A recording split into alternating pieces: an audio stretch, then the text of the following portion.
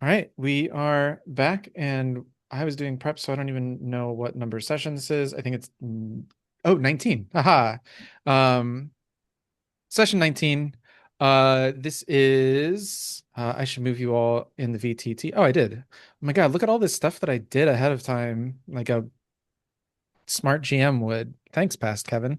Um, this is Operation Bronze Pool, a special assault mission where you are going to be assisting the Banner Guard. A little bit of backstory. So at Markfields, that's a thing that happened. The Legion got fucked. When it did, several elements of the Legion were destroyed, but others were not. They were simply scattered. We know this because you recovered two veterans from a displaced squad earlier in the campaign. The Banner Guard is one of the elite subgroups of the Legion that at Edinmark Fields was on detached service.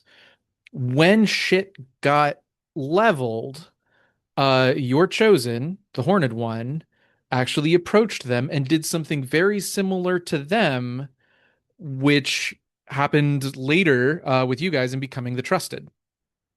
So this Banner Guard, they are Legion, but they are currently on a separate task, and they have been since at Mark Fields. You've crossed paths with them. You've both kind of linked back up in Fort Callisto, but they have their own mission specially tasked to them by the Horned One, that they are oath bound to pursue. Um, but they are still a legion, and when they requested for help from the commander to accomplish their mission, the commander has apparently seen fit to give them a squad of rookies. Um, you're busy taking everything. Commander, I'm kind of curious. Like, there's two ways to ask this question, and I kind of want to leave it open to you in which way to answer it. But like, not why send help? They're the Legion. That's why you're sending help. But why send only a squad of rookies? And I guess to help lead this a little bit, is the rest of the Legion like busy doing Jonakis's bullshit? Um, do you is there any bitterness there that they are doing the Horned One's work and they're fulfilling her oaths and not the Legion's? Where are Um, they headed to? you guys are headed into the catacombs underneath Fort Callisto. Okay. They are looking for, so they are looking for, ultimately, they are looking for an artifact, Yep. a MacGuffin that is outside the scope of the campaign. There is a map inscribed on the shield of the Emperor's lover, and they are looking for that map to get them to uh, the artifact. They'll point the way to this artifact.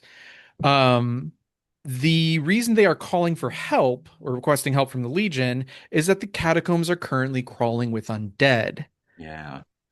I think we are, we are bound to help. Um, but the bulk of the Legion is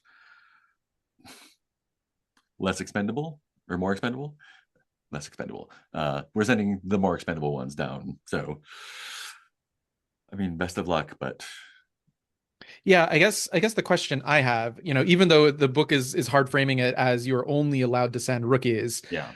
in fiction, is that a they are not worth more to send, or is it we are too busy? Yeah, I think it's Uh, a strategic decision of like we're gonna need we're on the last push. We're gonna need every ounce of that we got, and if we are bound to send someone, it's these are the least likely to be missed in a more difficult situation. do you give any special orders to the rookies as you send them? In other words, Do you want to learn more about what it is that the Banner Guard is doing? Bear in mind, you also have the Horned One in your camp. You could just ask her. True. I think she is like singularly focused on getting us out of here right now. Cool. And I think her message to them is basically, don't die and do us proud. Fantastic. Um, awesome. I don't know if any other officers have input questions they would like to throw in as well. Speaking of questions, Commander, did I answer you ask I and did I answer don't your intel don't think we questions? did. Let me get those up. Oh, alrighty, Ben. Let's see, questions. Welcome back, Ben.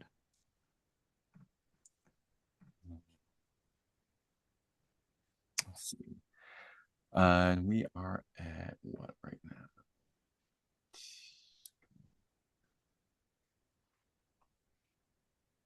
There we go. So we are at 2 intel.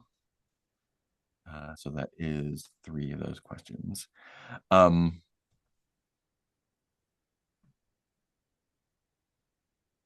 hmm. What would be a useful item to bring on this mission? I was thinking you would ask that one, and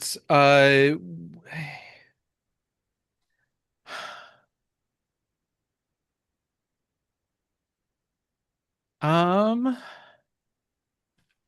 you're going into catacombs. Uh, what are some like I don't know, a grave robbing tools? You know, crowbars and dungeoneering items. Fiction, yeah. Yeah. A wrecking kit. There you go. I think I that's can get the yeah, a wrecking kit. Um, what's a challenge we might face on this mission? uh, so I mean, other than the undead, which is in the mission brief, um, what is a challenge? Oh, uh, uh, these are catacombs, and so in my head, these are fantasy Parisian, you know, Romanesque catacombs. The possibility of getting lost is very real. Um, there's a potential for like traps, like to keep grave robbers out. I don't know because the catacombs are also like centuries old. So I'm gonna say that like they have not been mapped. And they're those sort of like legendarily labyrinthine. So definitely getting lost and maybe yeah, maybe a anti-grave robbing traps. Yeah. And what is the main weakness of the undead's position on this mission? Ooh, what is the main weakness of the undead's position here? So in my head, the again the mission briefing says that the catacombs are, I think, is it the literally crawling with undead, swarmed with undead? Now overrun with undead. Um, so I think the weakness here is lines of communication are going to be difficult. Hmm. Um, for much the same reason as you guys. Uh, the ability to communicate with the surface, to receive orders, is going to be limited. So the undead, while it is overrun with undead, they are essentially cut off from their command structure and have to take independent actions here. Does that feel like a fair answer? Yeah. Cool. Um, Is this the one? Did I give Voyus their question that Elia whispered in their ear, or do I still owe you guys that? I think we still need that one. Do I you want to don't think take that's care of gonna that? ask. Do we want to take care of Sure. that now, or do you want to leave that? Actually, I think we did specify that it would be like a upcoming Hmm. mission. I don't remember. Mm-hmm. I'll let you choose. If you want to cash that in now, we can. Or if you want to save it for something else. I'll save it just because of the nature. It feels weird that Elia would know, like, Yeah. because this is the Legion, but like not really the Legion that we've been focusing on. So I think it might Yeah. be more interesting if it's the next one. Although there might be some implications here, but we'll get into that in the mission itself. Um, so let me introduce you to your friends. The Banner Guard have two specialists here, that will be sort of leading or guiding the operation. Um, First is a scout. They simply call her the Crow. Um, Interestingly, or ironically, perhaps, the reason that she has this name is because when they found her at Mark Fields, she was pretending to be one of Blighter's Hmm. sort of line level coordinators, a special type of undead called the Crows. So she actually kind of looks like undead, but not the undead that you've kind of been facing. She looks like she has a plague doctor mask, and a sort of black cloak. And if she is fully still, she is quite silent. She's possibly learned how to still her breathing, um, which might be useful, but we'll see. Um, her ethnicity is kind of unknown, because she wears this plague doctor mask. Also, how she can see in catacombs is a good question, but there are alchemical oils that allow people to see in darkness and underground, like owlsite oil. um and then there is the heavy bone standing path. Panyar, obviously by the name. Um, Mutton chops. I basically think Wolverine, but like not 5'4". Maybe closer to Hugh Jackman's Wolverine. With that sort of like sort of savage, grizzly facial hair, and he has teepees. Um, and you know, big giant tower shield and warhammer. Um, Sorry, Jazzy. But he's a I don't, I mean, he's not a tall boy, but he's just not, he's just not a short, hunched, angry little man. Um, and those are the two banner guard specialists that have been deployed to this mission. Um, Now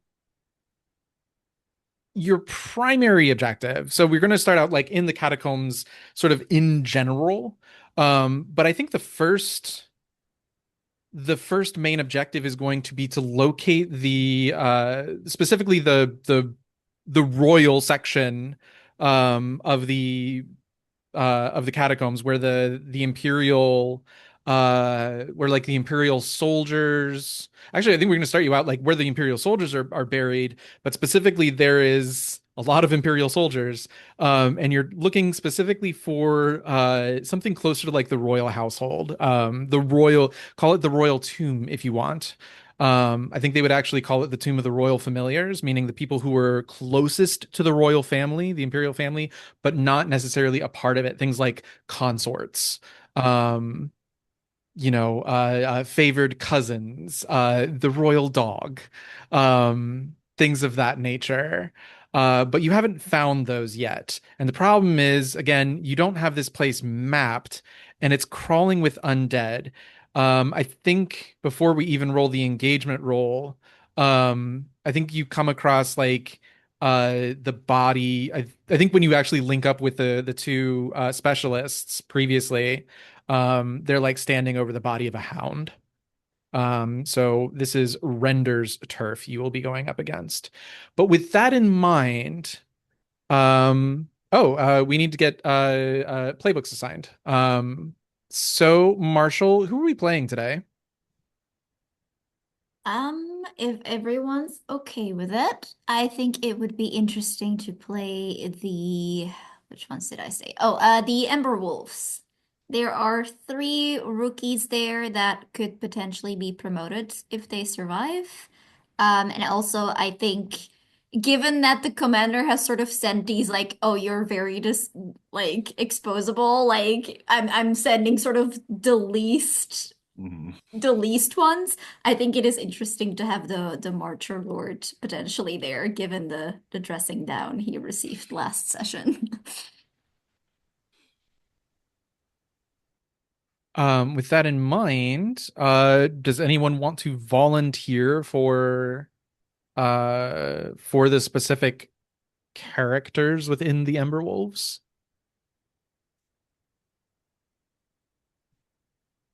If not, I'm gonna have Jazzy start assigning.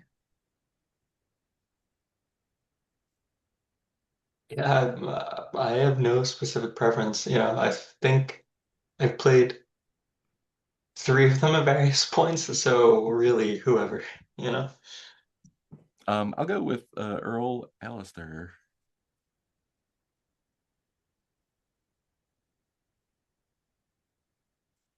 One-sided rivalry.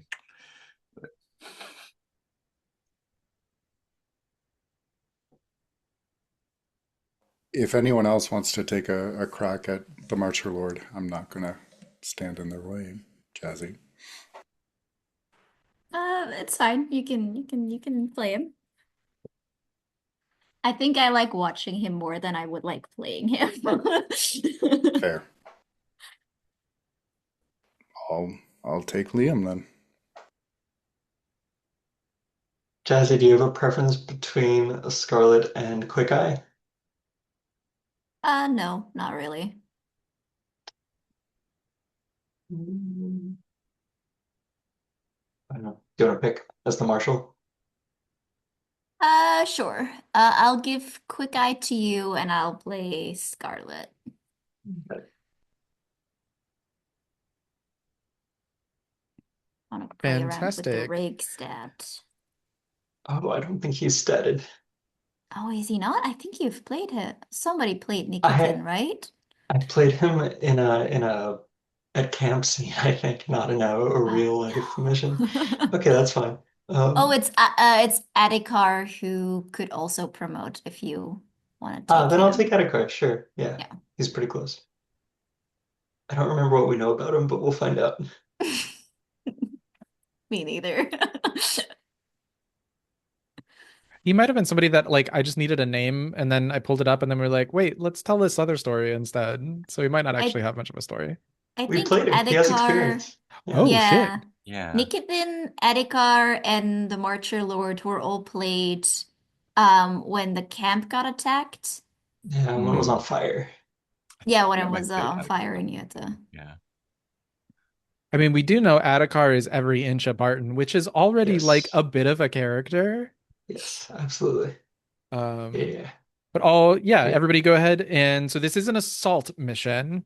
Bear that in mind, but also bear in mind that part of your job might be to like not your job isn't to map out the catacombs, but it wouldn't necessarily be the worst idea in the world to know where you're going. Um, so keep those things in mind. But go ahead and pick your load. Um, including your two extra.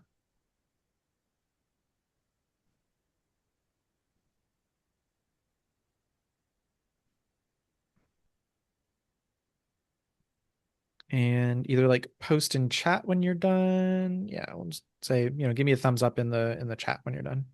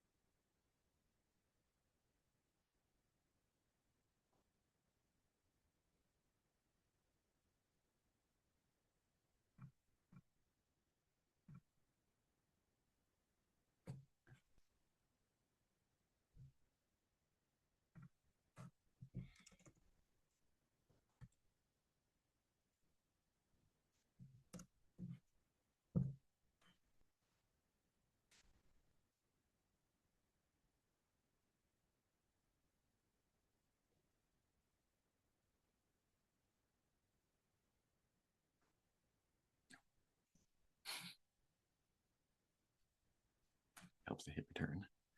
I think we're all set.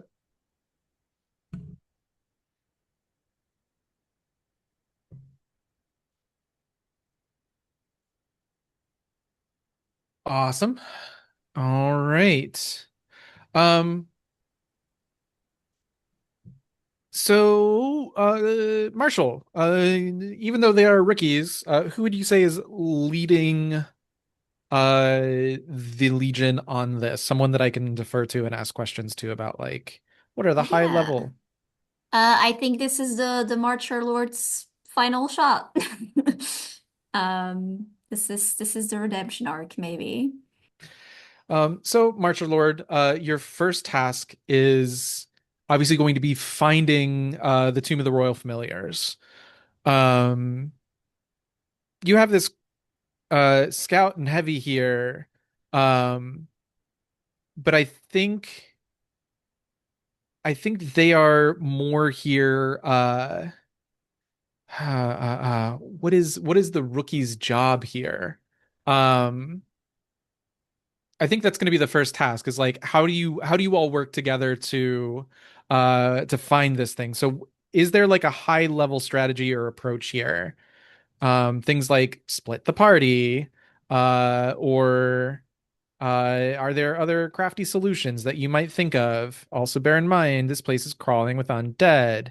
Are you yeah, how is that problem going to be approached? We'll split the party, but only into two groups because anything smaller than that is going to leave people vulnerable. So, and in terms of searching, relying on those who have scouting experience or feel confident about their scouting abilities. Uh, I think Liam is a little more subdued this time round than any previous mission he's been on, and might be leaning on people a little more. Trying to make a good impression. All right. Let's get a couple teams. Team Alpha and Team Bravo. Who's you assigning to which one? Obviously, Liam's staying with Alpha, so um, let's say Quick Eye and Tatton with Alpha, and the others on Beta. All right, so Liam, Quick Eye, and Tatton on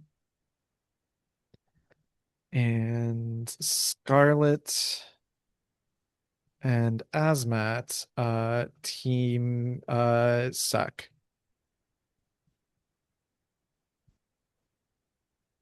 Team everyone else.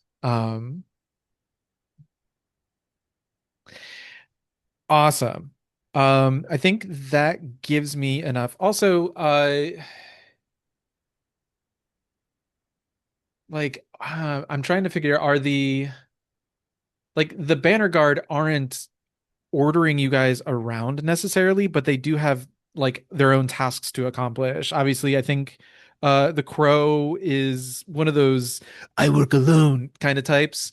At least that's the vibe that I get from her.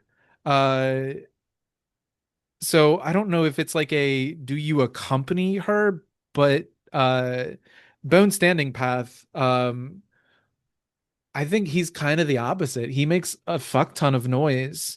So I think part of you might be like escorting him,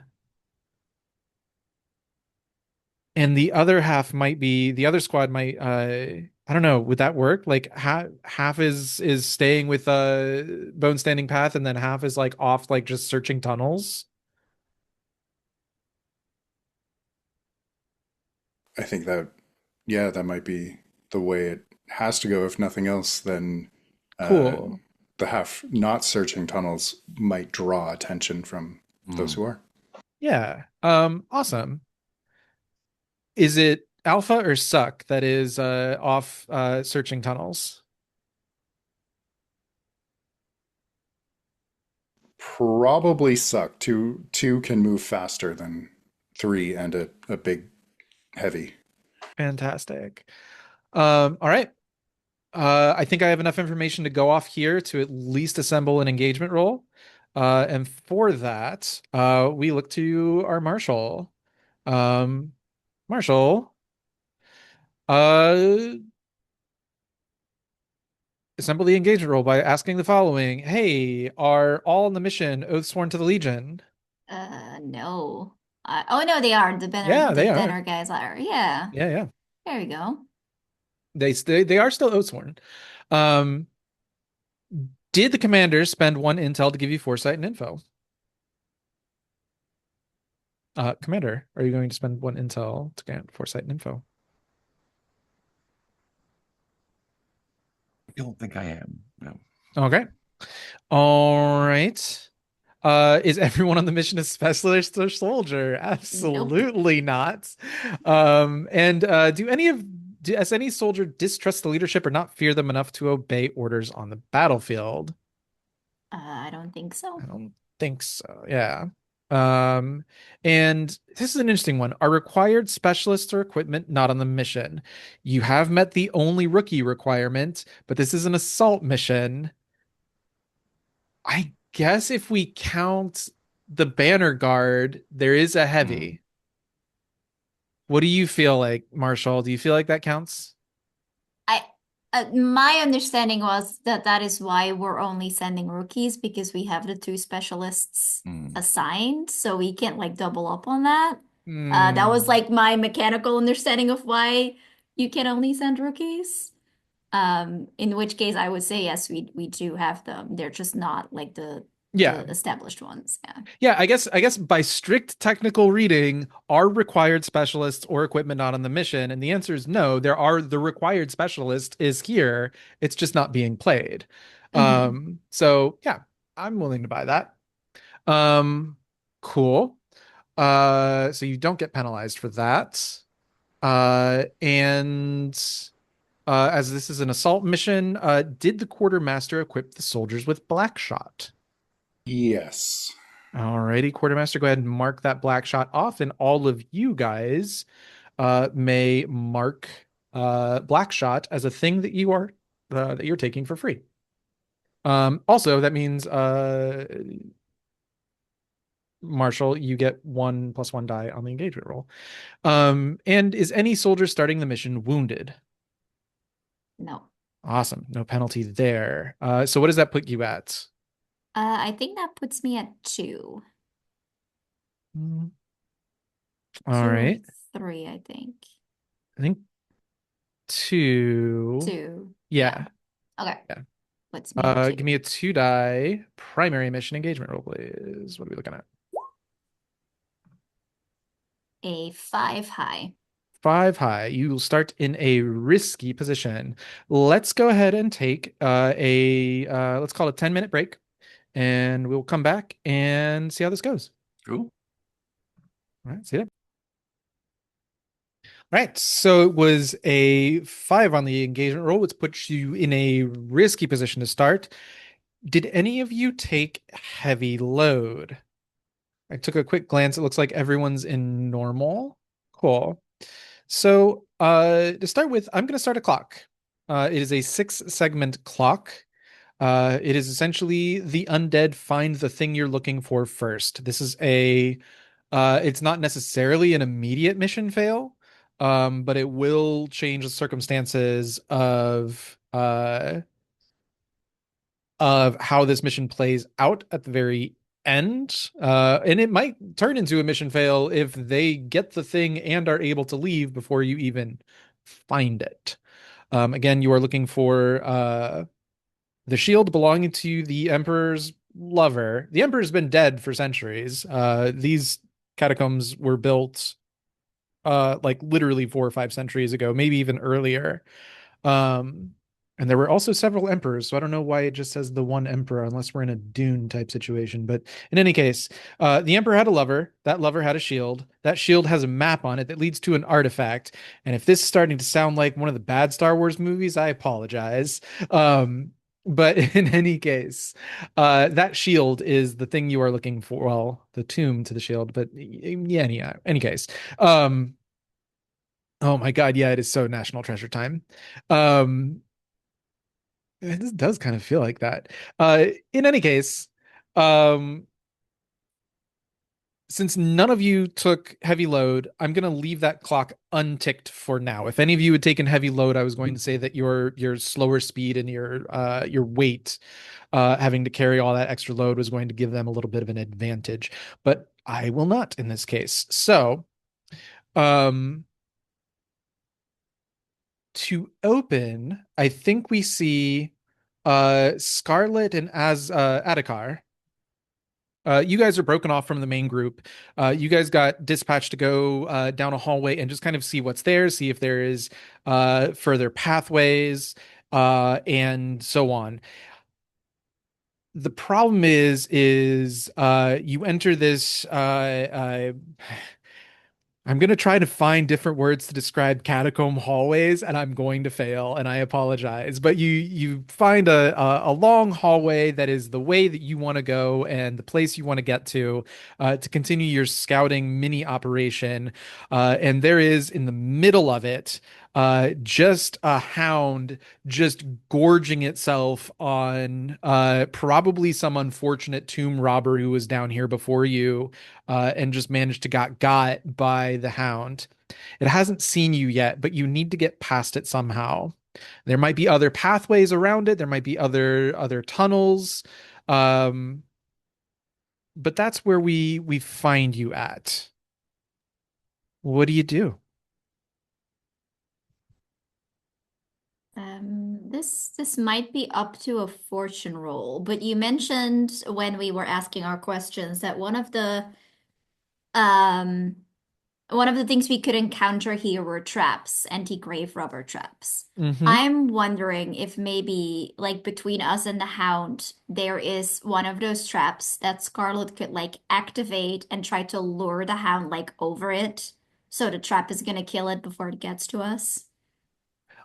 I'm actually more willing to just say that there is one if you want to flashback and say, maybe you discovered one. Um, yeah, rather than leave that to a fortune roll, because there's always a chance of saying no, and then I think Mhm. that's quite interesting. Um, yeah, how does that sound? Would that sound better if it was like a flashback where you're like, oh, there definitely was a tomb trap that we avoided, but we can try luring the hound to it. That makes sense to me. I Cool. agree. Um, yeah. I did say there are probably flashbacks here. The possibility of it being just totally coincidental is it's a little interesting. So I think I would call this like a one stress flashback and a roll. Um if that's fine with you, then just say, mark a stress and Mhm. uh I'm not interested in like the finding of the trap.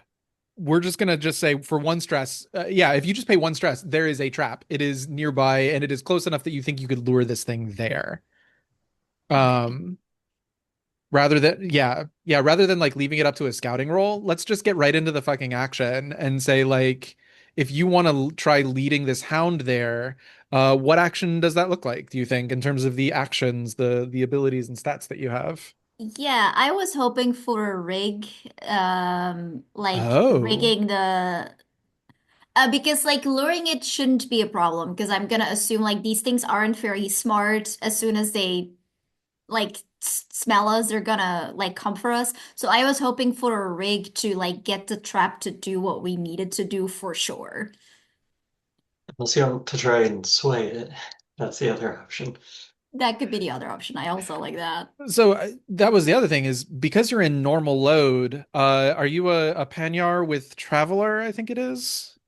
I don't think so. No, I have marked an artisan.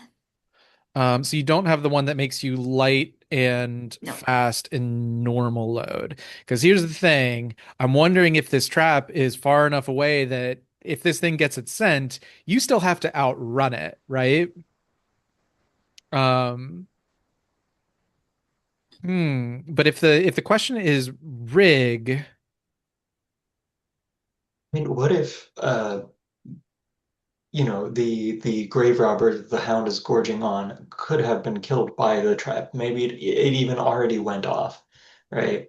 And the hound dragged the body a little bit of ways down. It could just be that we have to reprime it. Like we have to figure out how the trap worked and set it back up so it'll go off. It already went off, right? It's kind of spent, and so that's the challenge. To I'm do that willing, yeah, without the hound noticing. I'll buy that for Mhm. $1. Yeah. So yeah, you've got to reset this trap. It is a risky position, and so what I think the risk is you being detected. The resetting of the trap makes noise, or your breath drifts down um the hallway. Oh my God, English language. Or possibly there might be other undead patrols in the area. Um,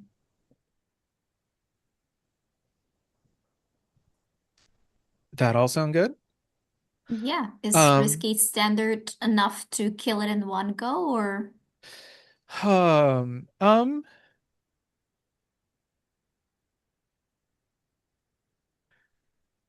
And skirmish on top of it if we need. yeah, that's what I'm wondering okay? is the If so you got some skirmish, because I only got the Yeah. one. Okay. I'm gonna say it's gonna take great to kill it, just like fully kill, you are fully out of danger. Mhm. Um, with standard. Yeah, with standard, like you'll severely wound it, but it might take just a skirmish roll just to bop it off. Okay. Um, If Ben feels like you've got skirmish covered, I'm fine with risky standard. what do you with risky? What are some possible consequences here? Uh, I don't want to go straight to harm. Um, What kind of trap is it? that's a good question. What kind of trap is it? I, My mind immediately went to like just like spikes, yeah, I was also thinking, like yeah, spears whole, out of the wall, yeah, and like this corpse is like skewered on it while the hound Mm, is just. and So we like, basically have to like retract it and then yeah, like back up yeah, again. and pressure plate activated. mhm. Hmm. It steps on the thing, and yeah, Yeah. that's um Maybe one of the risks is that it gets you whether it's harm or getting stuck while you're trying to reset it. yeah. Uh, we lose some gear to it. You do like the superhero thing where Oh yeah, you yeah, yeah. you twist out of the way, but it gets your backpack. Yeah. Let me see if there's any gear from you that I can steal. Or it's like it causes enough bleeding, like not enough to cause harm, but like to make it really hard to hide ourselves from hounds, like going forward. Like we've got the scent on us. Although I Hmm. guess if they can smell your breath, I Yeah, suppose yeah, it yeah. isn't really any difference. Um, If you're bleeding, maybe they can smell you better. Hmm. um, let's see. I mean, I could also do time. I could immediately check a box on the time clock. It's a pretty steep clock, but you know what? Yeah, I think the risk is like you have to get in, you have to like move, you have to get in, you have to get like behind the wall. And I think some of that is either going to be noise or time. And I guess yeah, the risk is that you alert it. You alert it too soon, and an Adhikar has to fight this thing, or you guys just have to fight this thing without the ability to set off the trap. Sure. Um, cool. Yeah, not immediately going into harm, but it'll put you guys in a really poor situation. I think Hmm. that's good enough for risky standard, and we know what's going to happen. All right. I guess we should ask if you Uh, have a devil's bargain or want to push or any of oh, that stuff, but yeah. That's okay. um, 5 high. wow. All right. So you do it. There are consequences.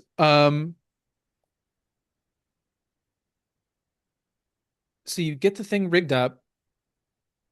Your consequences are going to be that I think the consequence is going to be, and tell me if this doesn't sound fun, you simply cannot help, you cannot provide aid in the upcoming skirmish. Normally it's like you can provide an extra die with a Yeah, no, stress. I see it. I feel like it's almost like I'm still like kind of maybe like working on it, or like it's because we've reprimed it, it's like falling apart, and like I'm focusing on that while Adhikar is kind of like giving Yeah. me Yeah, like I almost feel yeah. like you have to mechanically activate the trap. Rather Hmm. than like rely on like a pressure plate or rely on like you not having to be there, Like a you've got to lever. like get it into position. Yeah. And while normally that would be a help die, in this case we're using different mechanics. But yeah, it's going to roughly translate to mechanically you cannot provide aid in the upcoming skirmish. That Um, that sounds fair. That sounds dramatic. of course, you can also avoid this consequence by resisting if you want. Uh, I'm okay with it. All right, that's It's fine. not too dramatic yet. Yeah, yeah. Cool. Oh man, it's risky. Should I give you a second consequence? Should I mark up a time clock? Um, Nah. We're gonna leave it light and easy for now. Maybe I should be mean GM, but that wasn't, yeah, we're fine. All right, Adhikar. It sounds like you're gonna be skirmishing against this thing. So yeah, Scarlet, you get in there, you realize that like shit, like the rope pulley, the tensioner is just rotted. And it's not going to go off. You can pull it, and then like you have to like let go to make the spikes do its thing. Um, and it sounds like you're still committing to this, but before you can even really like have a chance to like, is this really the thing you want to do, that hound comes around the corner, it sees you, and it's going to start lumbering over. um Adhikar, what do you do? It sounds like this is a skirmish, but do you have any other thoughts? Yeah, I think it's essentially a hand weapon, like hold it off slash hit it hard enough to get it to stumble in position for Scarlet to pull the lever or let the rope go or whatever it is that sets this off. Yeah, Literally just enough to get it out of the way down the hall. awesome. Yeah, this sounds like a skirmish. um I think you're not in a desperate position. So I think we're still at, risky, and all you really need is a standard effect to do the thing you want to Mhm. do here. I don't see what great really will do here. Yeah.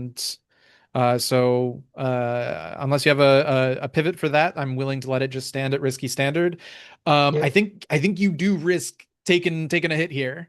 Yeah, Um, absolutely. Harm is on the table. yeah, harm is on the table. It'll be it's threat one. You're a rookie. You have fine armor, so it'll be threat one. So it'll be equal there. You're equal in scale, so it's risky. So it'll be a level two harm will be coming your way on anything under a six. Um, All right. but yeah, hit me with them digits. It's a five. Five. That's level two harm. So you do it, but it's going to take a chunk out of you as well. Of course, you can resist, which will take that harm from level two to level one. You can mark armor. If you have armor, you can take that, which will also take it down a level. If you do both, you'll fully negate the harm. I will prowess resist. I have a lot of prowess. Fantastic. So yeah, I just imagine this is just, fighting, duking it out. Like Yeah. you have to like you mistime the like the position you're in, and if Scarlet lets go of the tensioner, like you're both gonna get shish kebabbed. So it's like you have to get it like to go back a step. Is what it looks Yeah. like to me. I'd rather not get speared. Yeah, There you absolutely. go. No stress. No stress, which takes it from level two to level one. Are you gonna mark armor? Or are you gonna, or if you I'll have a take the shield, you one. can. Okay, cool. Yeah. Just take cuts and bleeding as a level one harm. Scratches and bleeding, or cuts and scratches, or however you want to flavor that. But yeah, if you want to add any narration to this success, take it away, or we can press on. Yeah, I think just pressing against the hound, I can't redirect it as forcefully as I expected. It doesn't move very predictably. And for a second, I think Scarlet might spear me. But swing out away just in time and and we carry on over a body with a hole in it that's been gnawed on.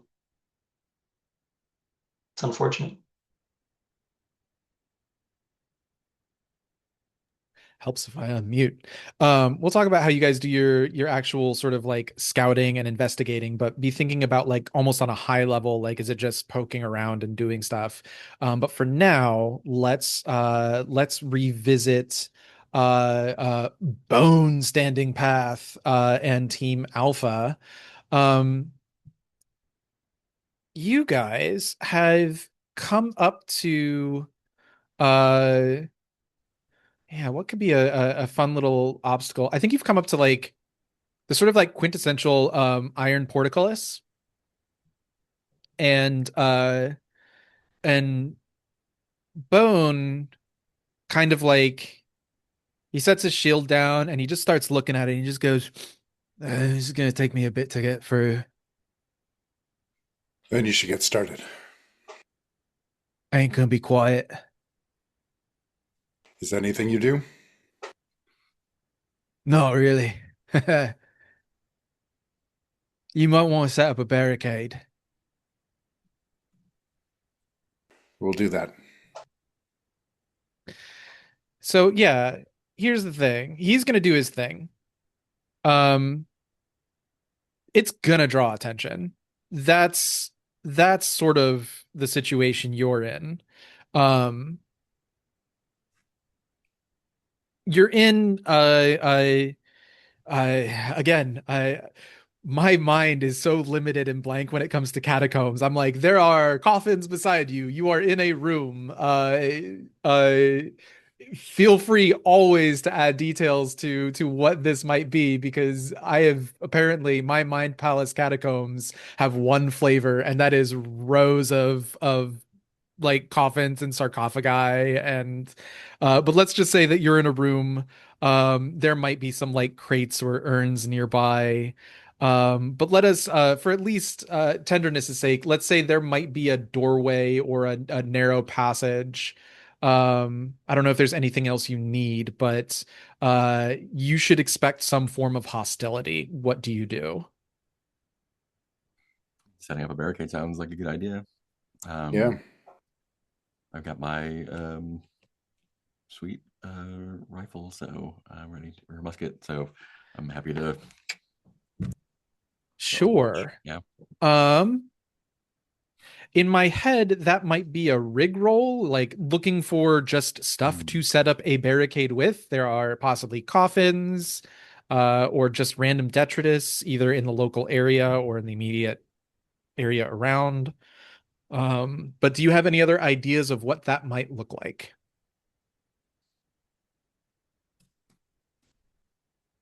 Or we can go with rig. Do you have any rig? I have no rig. I have no rig.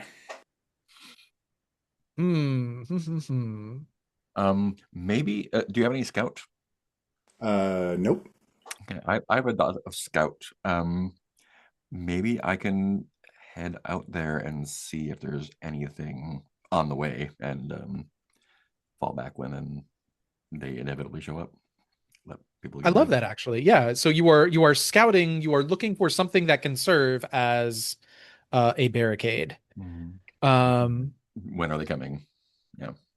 Yeah. yeah. I mean, you can tell Bone to like hold off for a minute or two while you go looking for something. Mm. If you tell him, "Hey, I need a minute. We don't have anything to make a barricade with you, dumbass." Um, Unless you want to put your shield up here. maybe that'll do it. If you want to, that would be an interesting way. If you wanted to like try and sway him, to use his shield as a barricade, because he doesn't need a shield to cut through an iron portcullis. Um, do you think that would fall under discipline? Trying to command him to do something, even though I'm a rookie. I think if you try to discipline, we're going to start at limited. Love it. Yeah, let's do that. Um, I feel like that's a real thing. would it be limited or would it be zero? He is still a legionary. Man. I have one in sway, and it feels like trying to use logic here. Mm. I have 2 in discipline, and I get heritage XP if I use it. So, Okay, okay. What's your heritage? all right. Interesting. Yeah. Um, this is stern. What were you before you were a legionnaire that gives you this sort of like experience in barking orders like this? So I'm from a long line of alchemists, so I think there's a lot of teacher student going on, and I'm used to being barked at, and when I get even a whiff of power, I turn that around on whoever I can. Uh, were you ever a teacher, I guess? Um, I I think I fancied myself one, but never officially. Like I didn't get a diploma or anything. Yeah, I didn't get my teaching certificate. Well, Yeah, yeah, I yeah. could teach if I wanted to. Yeah, sure. Yeah, yeah. There's other questions I have there, but I will have to take the time to think of them. Um, yeah, so we're gonna call this risky limited. Um, question is what makes it risky? Um, it, I mean, the obvious knee-jerk thing is your voice is so loud that it attracts attention that you don't want. Um, Alternatively, you piss him off. Yeah, because he might Um, let me.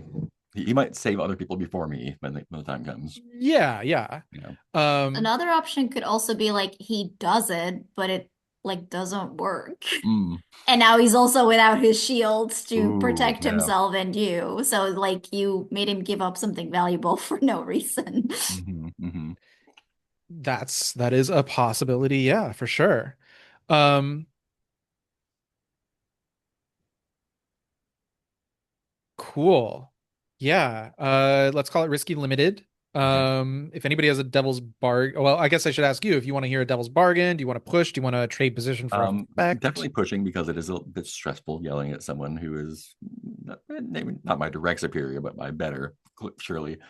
Um, I will tell you this on a standard success, I'm going to do something very similar. On a standard success, there will still be a skirmish roll that has to happen to like prevent the barricade from being overthrown. On a great, this doesn't necessarily follow real world logic, but narrative logic. On a great effect success or a crit on a standard, the shield is like just perfect and it wedges mhm. right in and it functions as a door that can't be opened, and the undead will throw themselves against it until they get bored and go do something else, or Yes. other circumstances there will be no further rolls necessary. Does that all sound fair? Yeah, yeah. Cool. I'm also going to trade position for effect then. I think I'm Oh, going desperate by like raising my voice. Like I think I have to make myself big to be heard by this big guy. sure. I need some juicy consequences for a desperate discipline. Are there silent undead? Like, is it possible for undead to sneak up on us? Because maybe like one just comes up behind me when I'm yelling at him. Jump scare. I mean, yes. I don't want that to happen, but Um, um, um, um, um, yeah. I guess with desperate, like again, it doesn't necessarily follow causality, but like the immediate sarcophagi in your area could be mm, trapped yeah, with undead who hearing your voices awaken and come to life and start being a nuisance inside the room with you guys. Um, is that the most interesting thing? Yeah, I also kind of like the idea that that bone. I don't know if I want to put death on the table, but uh grievously injured I like. Actually, you know what? I'm gonna do something. I'm gonna borrow from a different game's tech. I'm gonna put it on the hard move shelf. Mm. I'm not gonna hit you immediately with it, but I will get a desperate reaction that I can use at a later point um during the mission. And I'm going to mark because it's desperate, I'm going to mark 2 ticks on they find it first. All right, that sounds good. Um and again, either of those can be resisted. So it really, with desperate, it should be 3, but because I'm doing 2 consequences, I'm going to mark one down by one. Mark them both down by one. So a risky Um, consequence that I can use later and 2 ticks on the clock. If that sounds great, then we're at what, risky, uh, desperate, great, right? desperate, because I started off Desperate, with fight, desperate. right? Yeah, You pushed, did you push for die or push for I pushed effect? for a die. Yeah, Okay, so yeah, it's desperate standard right now, right? yep, with 3 dice. There's the 6. Come on. He always Incredible. returns. Incredible. Um, cool. So, standard effect, standard success. You do it. What do you say, that like gets him to be like, yeah, all right, here's my shield. I think like I asked for it up front, and he's like, "No, fuck off." And then that's when I like puff up, and like I know I need to like, even though he's a big guy, I think if like someone small, whether in stature or rank, like really like puffs up and yells at him, you'll at least be so shocked that he like, okay, yeah, okay, don't hurt yourself, kid. Yeah, so like you said, you've never been a teacher, so you've never disciplined a subordinate. But this Right. almost makes me realize that like Yeah. you've yelled at a teacher Definitely yelled at teachers before. like who was just like was it a teacher? Was it a parent? Was it an older sibling? Like Yeah, I who think it's definitely a teacher. a Like, teacher who like were they just the worst? oh no, they were great. Incredible. I'm the one that's the worst. Yeah. Like, I know what I'm Incredible. doing here. Back off. Did you know what you were doing back then? No. What was the fallout from you getting your way? I think there's Uh, some, alchemical Alchemical accident, bullshittery. explosion, some sort of, yeah, minor disaster, but yeah, Awesome. you learn from making mistakes, right? Yeah. And was it you that suffered the consequences, or was it It your was probably teacher? someone else. Yeah. Someone else. Absolutely. Yeah. That sounds all right as fuck. Yeah. So yeah, he gives you the shield, you put it up there. And I did say that like basically no matter what, because of a standard effect, there would still be a skirmish that had to happen. Mhm. So time passes, he gets to, sawing, probably like literally sawing through these metal, these rusted ass iron metal bars, like jail cell bars. And of course, it's not long before some shambling gaunts. I how are you guys seeing down here? I feel like this is a question I should have asked a while ago and I didn't. Are you guys using torches or um I guess so. do you have any better idea than torches? Let me word the question that way, I suppose. There must be like old remains of clothing and items that we could burn down here to keep some light going. I mean, you could also just have torches. We could, but Um, that's not quite as disrespectful. I see. I see. Um, well, you don't want to just like burn stuff random willy-nilly because like oxygen and smoke are Obviously, yeah, yeah. a thing, but um, cool. Torches, and then if we need additional light or we need to carry a torch with us, we can make small pyres. Yeah, in one of these small burn piles that you have like outside of your little safe haven, your little sanctuary space, yeah, you definitely just see like just a group of gaunt, and by a group I mean like 5 to 7, that are going to have to be dealt with, and they just start doing the zombie apocalypse thing of like the boom, zoom, just like banging on this shield. And I like to think there's like just a little gap up top, um that you can shoot through, but if you do nothing they will eventually beat through this makeshift barricade that you've set up. They will eventually break it down and eat you. So what do you do? And I think we're looking to particularly the Marcher Lord here, only because you haven't had spotlight time. These are just like normal meaty zombies. Just So the Gaunt, yes, but they are Render's line troops, and so yeah, as humans they were drained over the course of months and their blood infused with cinder blood re-injected into them. But what's a little unique about them is they have armor plates that have been bolted to various points in their body. I think like the very first Gaunt that you see in this case like has the equivalent of like the Jason mask. Mm. That's just a metal plate that's been bolted to his face. But others have like metal plates. Like a few of them have like this sort of like facsimile of armor that's like, you know, two metal plates down each side of their chest. There are some that have them like on their shoulders. It's very Mad Maxy in that kind of way. Um, that sort of thing. So they're armored zombies is what they are. But they are still zombies. They're a threat one, um, danger.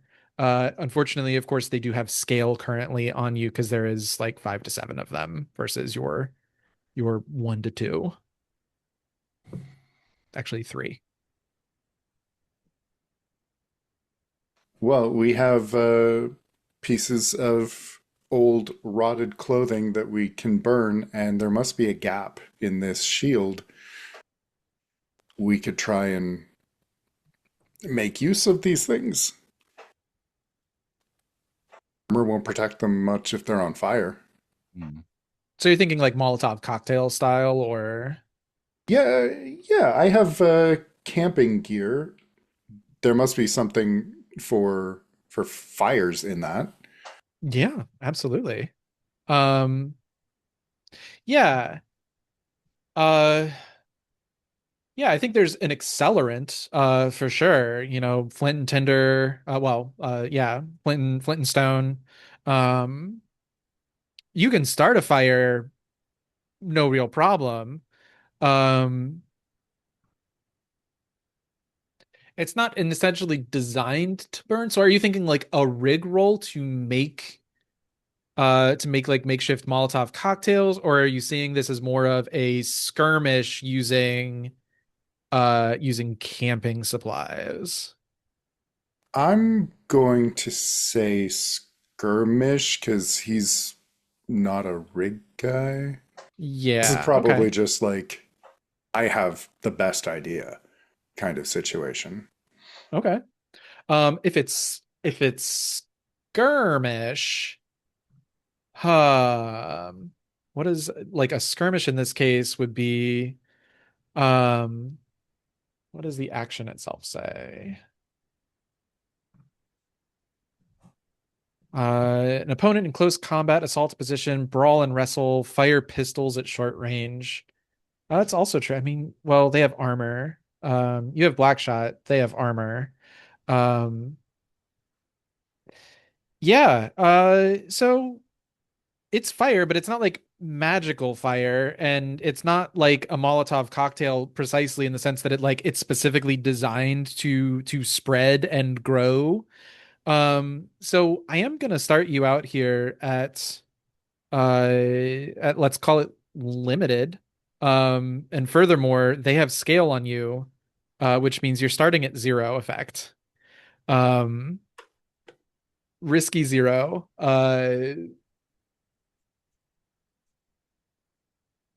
Well, I'm going to try and shift that up to desperate. Alrighty. Um, so desperate. What do we think that looks like? Does that mean they just like break down the barricade and just start mauling people, or um It's still a narrow yeah. passage, so we might have a chance to recover, but this plan would be a failure. Yeah. Hmm.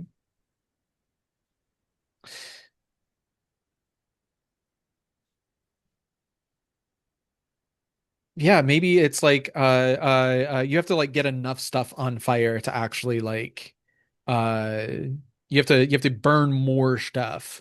Um I yeah, I might think propose something. If you're in like a narrow hallway, you're basically burning up your own oxygen too, and Yeah. filling this with smoke so you can't see either. Fair point. yeah. Fair point. Yeah. But I mean Then that's fine. If that's the case, then Oh yeah, that's like as a consequence, not yeah, as a yeah. you can't do this, but as a like you realizing like, oh shit. Yeah, This this this room smoke is isn't going going to away. this room is going to fill with smoke. Um so yeah, so we're at desperate limited. Uh as a consequence, everyone is going to take level 1 harm smoke inhalation. Mhm. Um, and because your one rookie here is not being played, they only have 1 HP, which means they are going to die. Um, Quick Eye will die in the skirmish. We're also yeah, also I should say like we're not doing I'm trying to expand this out a little bit past like D&D style like one action type thing. We're telling the story of the entire scene. So what's going to happen is if you leave this to desperate desperate limited, eventually they are going to bust down this barricade and get in there. You will hit them with fire, you will destroy them. Um Actually on a limited effect, you won't destroy all of them.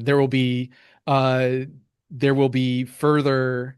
I'll increase it because I'll say that like because this is a narrow thing, like they can't really utilize their full scale. So we'll call this desperate standard. Um, and the barricade did help out a little bit. The barricade that was kind of part of the point of the role. Similar story.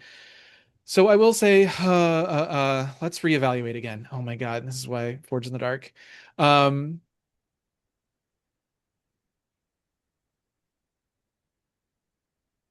so we started at risky 0.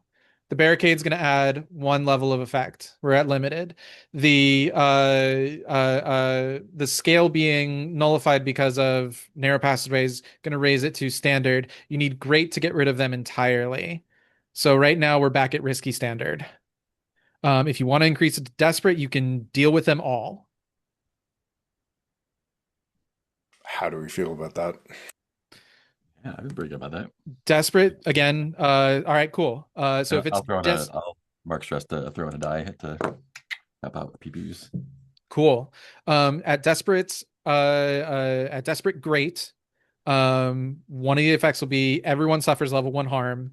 The rookie that you're with, Quick Eye, will die in the skirmish. Um,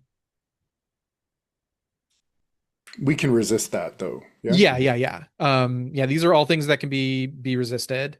Um, or you can take the harm for him. It would be level 1 harm. So it's similar but different. Um,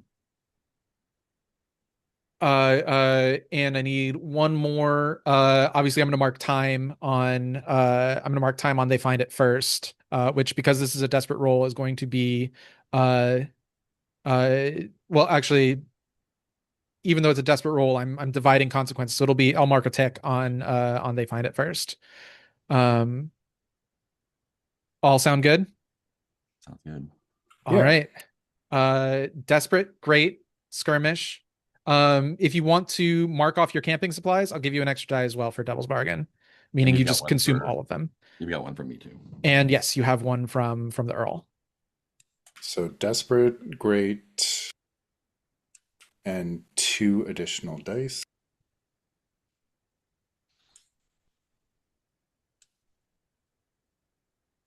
Can I? No. Okay, yeah, we'll stick with this. Really? A 4.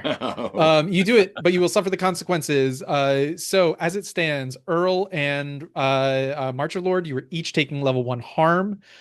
Somewhere in this skirmish, this melee, this fracas, Quick Eye is going to get munched on by Gaunt before you are able to fully stabilize the situation, and before Bone is going to be able to get the portcullis open. And I will I'll resist mark. that. Sure. This feels like, I think skirmish falls under prowess. Yes. So prowess resist. Yeah, go ahead and hit me. You take 1 stress. I'm going to mark up one side of this they find it first clock. And yeah, Earl and Marcher Lord, you take level 1 harm, smoke inhalation. You can resist this with, I think, prowess as well. Yeah.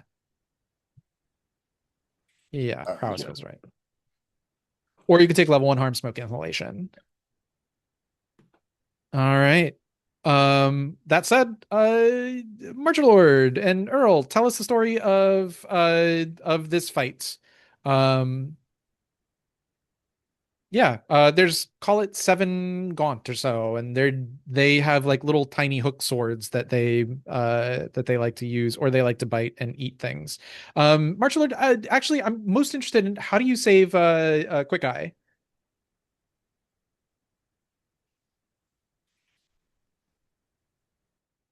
I think it's probably not that impressive. The tight spaces in here, there's not a lot of maneuverability.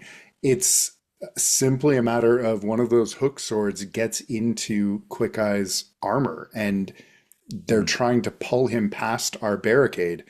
And that arm is the first target that uh, gets the burning rag with accelerant on it to try and drive it back. And it doesn't look like much. It almost looks like he was going to do it anyway, regardless of the grab. But all that's going through Liam's mind here is, if he loses someone like this for this is a stupid plan in the first place.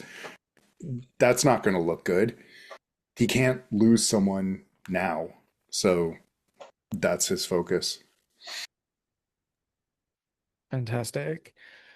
Earl, anything else you want to add about how I think Earl is like, I imagine like Martial Lord's up front hacking, and Earl is back there pot-shotting through the gaps, or when one comes through and makes it, get him from behind. Fantastic. Go ahead and mark off ammo, just because you're shooting stuff. Are you using, I guess I should have asked, but well, if you're using black shot, yeah, just mark off normal ammo, I think. Um, cool. Uh, Back to Azmat and Scarlet Charging Hunt. You guys were tasked with like scouting out this these ruins. Um, yeah, how's that looking? Or are you guys like, what's the big high level plan? Are you just going following your nose? Awesome. Mark, thanks for joining. Yeah, I think just carefully, knowing that there are traps that could spear a person, um, carefully, slowly proceeding. Yeah, I'm not So much of a scout myself. Me neither. Ooh, I have only one scout. I don't know how much you have. so No. I feel like Okay. the most direct like brute force way to find your way to this thing is scouting the tunnels. But if you have Can another I? Yeah, I was wondering because I am good at rig. And like we knew we were coming down here. So I'm wondering if, given that like all of these things like are connected and there is some sort of structure to this, I'm wondering um if I can like listen, because presumably like this room that you mentioned is like the royal familiars, right? So presumably it's very big because this is where the important people were. It's like gonna be elaborate and beautiful because this is where the lover of the emperor was. So I'm wondering if that's something that we can like sound out almost, or we can like rig something up to sort of like map out what is happening for us, if that makes sense. if I'm understanding you correctly, you want to do like a fantasy sonar? Basically, yeah, sort of. Fuck it, we ball. Yeah.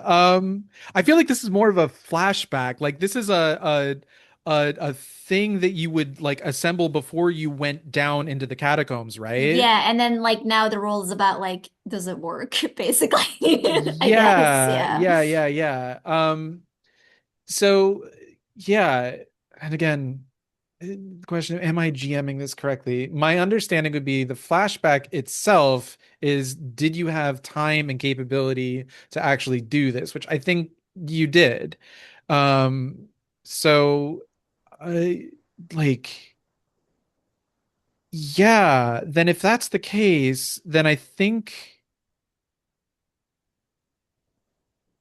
hmm, um yeah, how do we adjudicate this role is the question about getting to like the proper location to where this thing can do the thing it needs to do? Is it a role about how well does it work? Um, is it a role about constructing? Is it a role about like getting the materials that you need to actually do this thing? Um, what's the most interesting thing here? Because I'm down, I'm vibing with it. Hmm. And if you want it to be a rig roll, then Yeah, I suppose it's about. I mean, we are in these catacombs, and like any moment, like somebody can just like a Gaunt can just yeah, round the corner. So I yeah, think it is about like assembling it or like getting it to do what it needs to do in like a yeah. time frame that That's like Scarlet can't be like rebuilding a whole like installation here. We don't have the time. Like she needs to get this off quickly. And then like I also presume like we want these sonars to be very limited because we don't want to alert others. So that yeah, seems to me like what the risk and like what the situation is that we're rigging up. Like, does this work without or is this another situation where Atagar's gonna like have to fight something to buy time for Scarlet? yeah. Willing to do it. That's what I'm here for, pretty much. How about this? Because this is almost sort of like reframing, because this is like direct, direct approach to accomplishing the task. I almost wonder Hmm. if there's a flashback within the flashback here about what Team Alpha is doing is effectively like pulling the undead away from you Hmm. guys to get the sonar, which is just what it is. So it's just what I'm gonna call it. Yeah. Your radar machine to a place where you can use it, unmolested. Hmm. Um, how does that sound, everybody? Good idea. It seems like what's going on with Team Alpha is big and traumatic enough that we'd hear or smell or detect some trace of it throughout the tunnels. Yeah. Hmm. So here's what I'm gonna say is we've done all of that is, we're back at the mission table, and Scarlett's like, I've got an idea. I need a bunch of materials. So here's what I'm gonna do. I'm gonna start just because of time, I think I'm gonna make this even though this is complicated. Um, let's have some fun. I'm gonna start at an 8 o'clock. This is going to be like the plan to get you into or finding the familiars. Um, and we're going to kind of play this out achronistically. Um, right now, part of the challenge is getting the materials. Like this is not a thing that, like, if we were to go to Lord of the Rings, they would not be like, yes, we can just assemble a sonar out of, these wood planks and this brass instrument. Like, you need to find materials. Um you need to find, like, specific materials for that. If you had a scout, you could probably scrounge for them, but you don't. Um but you do have a scout, just the banner guard. So maybe this is a sway. Um, there will be a rig roll eventually for this. But I want at least like one other roll on the table to either like find the materials for this, or uh actually maybe it doesn't need to be a clock then. Um, let's delete that really quickly. Um, Yeah, what are you going to do about lack of materials? About, like, or needing to acquire, like, rare materials or specific components to compose this thing, Scarlet? And assume that this might is all kind of happening in a flashback.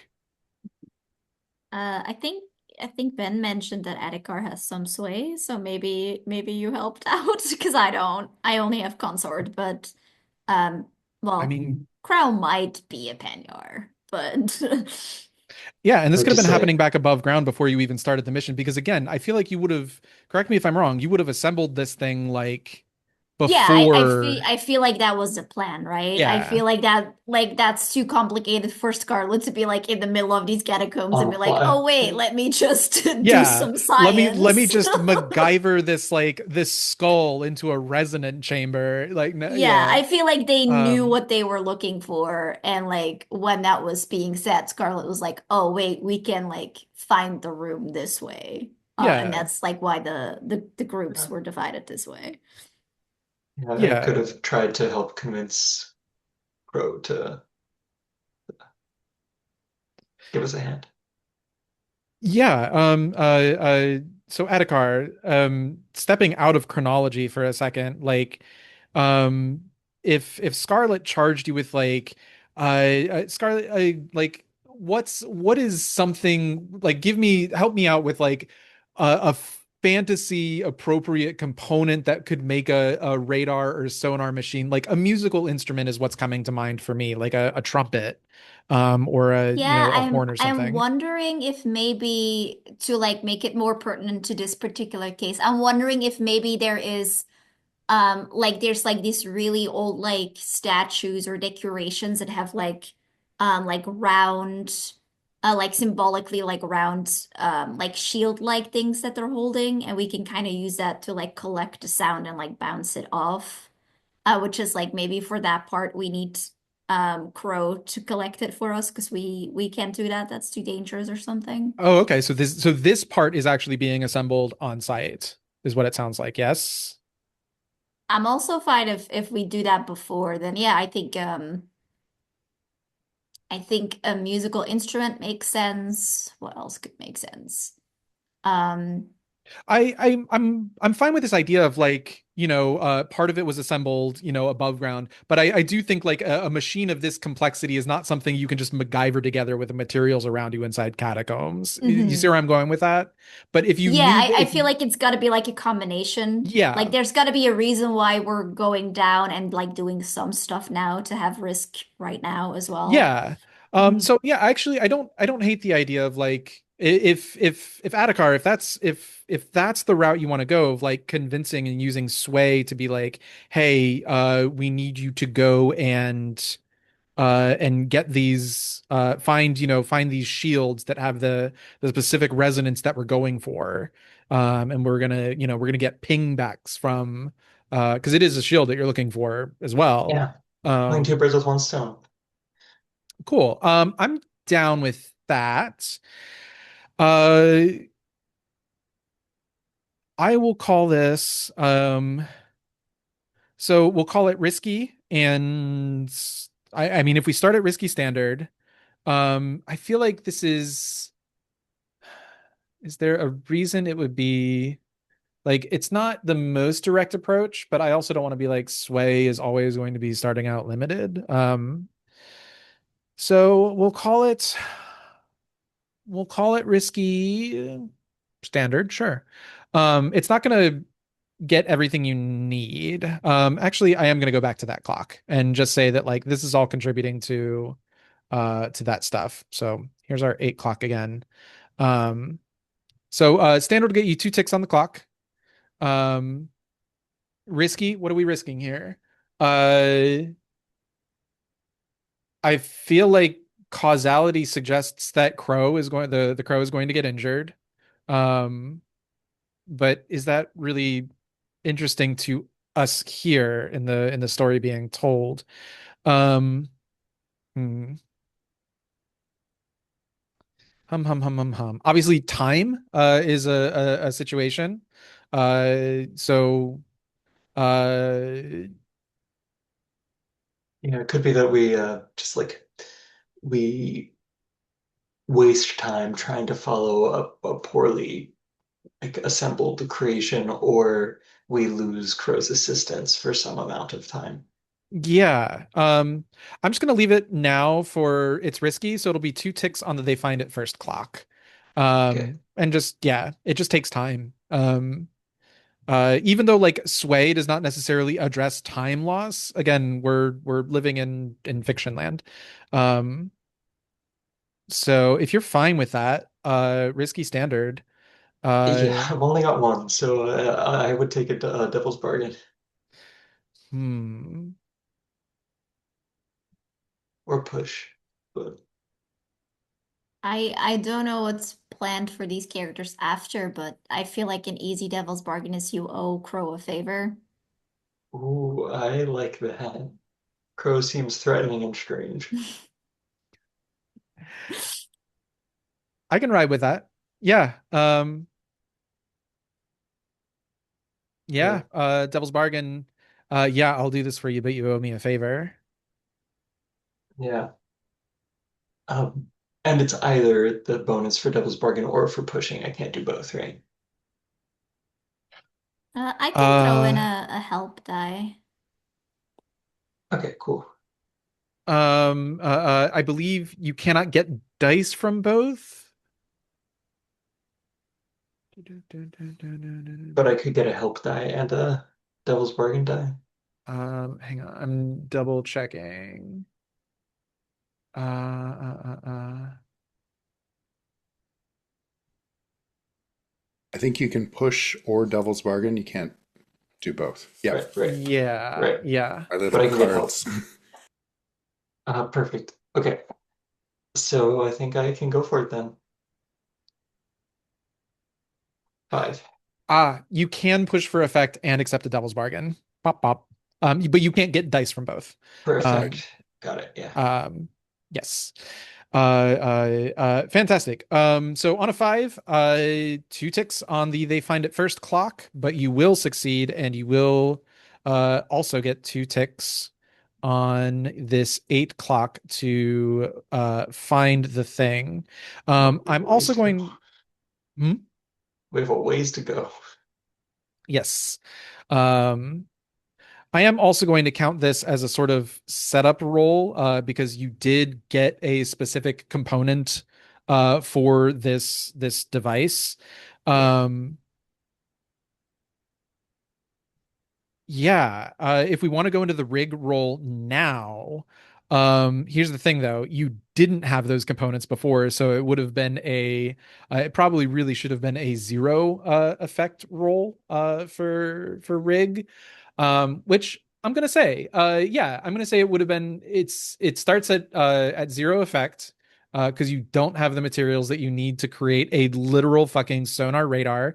Now you have one component, which puts you at limited effect. So if you want to make the rig roll now, a couple other things you could do. You could get a better position for it, meaning literally like scout, or do something else that requires you to enter danger or risky territory, to put you in a better position to like fire off this sonar. Um, but that's kind of where we stand right now. Is risky limited? You can flashback and say you've found other rare components that you needed to assemble this thing, or there might be other Um, ways. I'll risk a scout, I suppose. Sure. So yeah, so you're looking for better. Also, I'm gonna count the whole effect of the what Team Alpha was doing, and that was standard effect as well. So I'm gonna put two more ticks on the good clock, the you find it clock, for pulling away the soldiers. Does that sound fair? Cool. Sounds All good. that drama Yeah, wasn't for yeah. I'm nothing. like, yeah, all that drama wasn't just for nothing. Now that we know that this is what the plan is. Um, so yeah, you want to scout to find a better position to put this thing in? Sure, Sure. I'll give it a try. Cool. So yeah, you've got to find like the right you got to find the like a good resonant a nice big resonant chamber, it sounds like. Or do you have a better idea for like what that would look like?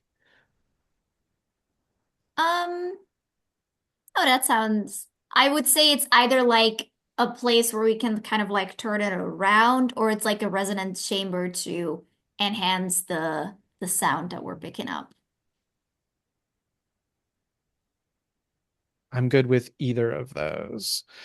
Let's Um do a dramatic chamber then, so it's not just hallways. yeah. I think like a big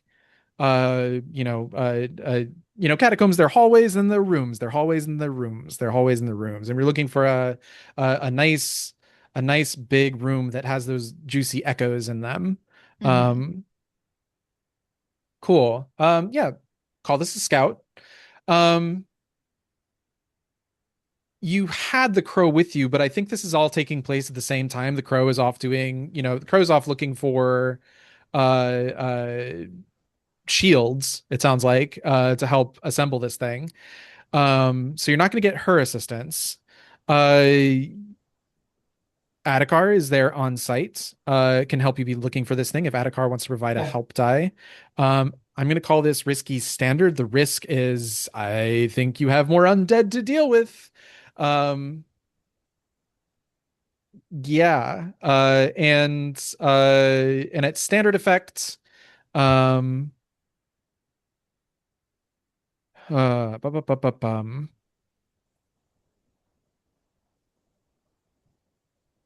I think it's standard effect. You will find a chamber, but it will be overrun by undead. You'll have to figure out something to do with the undead there. If it's great, then maybe there's no undead. Sure, I'll push for desperate great then. Okay. Desperate. What is the risk here? Um, to me, it feels like then you're really just like looking around. It's gonna be time. I'm gonna mark stuff on the clock. I don't Uh, want that. Is there I mean, another way I you can can up resist it. the? Is there another Uh, way I can Push up for the effect? effect. All You can right, push for I'll effect. Yeah, you can push for effect.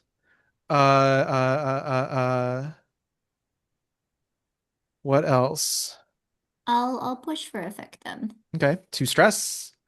Um, Um, can I get a devil's bargain for another die?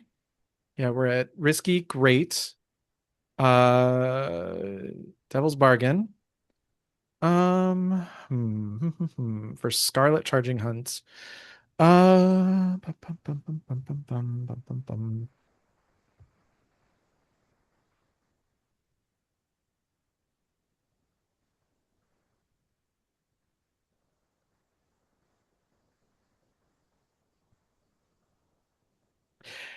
bum. Devil's Bargain. The shields that the crow obtains are tainted and corrupted.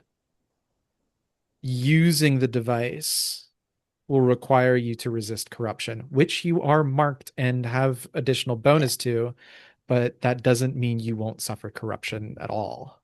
Mhm. I'll take it. That sounds fun. All right, let's try this. 6. Fantastic. You guys are doing great.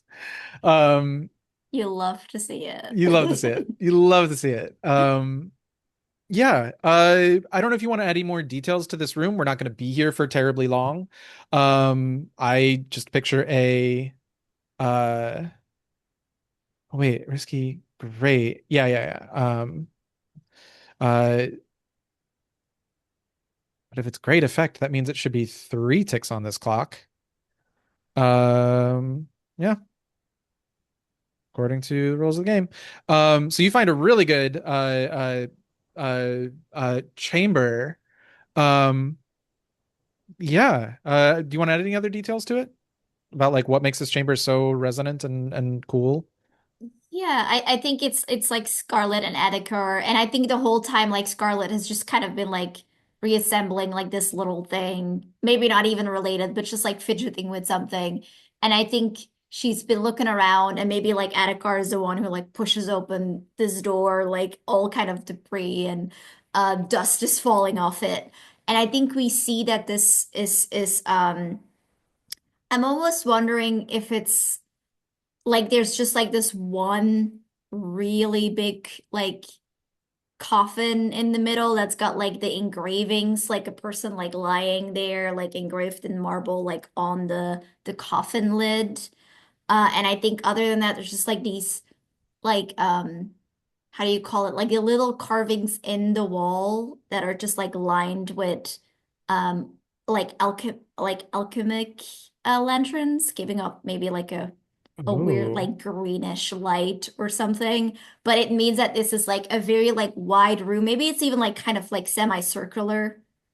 Um, Really, this like seemed to be maybe we know or don't know historically speaking, but this seems to be like one of those rooms where like one really important person was like buried and people came here to honor that person.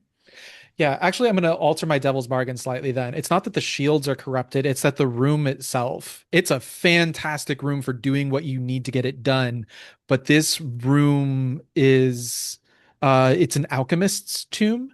And as we know, from the lore, alchemy is now broken, and the process of alchemy is itself corruptive. So these alchemical lights, you can't stand these alchemical lanterns, this like sickly green light.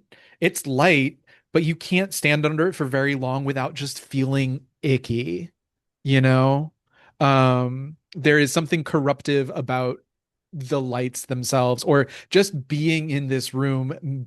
It's wrong. It feels bad. It feels unholy, and even just standing in it for a few minutes, like you just start to feel your skin starting to crawl in unpleasant ways, but you got to get it done. Um so the crow comes back with the shields. I'm gonna say that at this point, Team Alpha can link back up with the other guys to get this done. And you can just kind of like be all in this room and area. But Scarlet, it's on you to do this rig roll. Um, and here's where it stands. You only need limited effect to accomplish this. So I think this is but I think we're going to start you at risky limited, just because again you're using a machine that you have cobbled together from makeshift parts. You don't exactly have uh a science lab to do this in and test it and make sure it works correctly. So at risky limited, but limited's all you need to complete the clock. Um,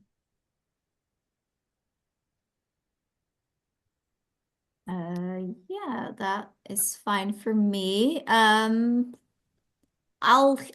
hear a devil's bargain, but I think 4 dice is probably fine.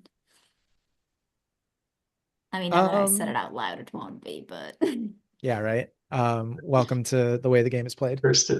Um, I, I,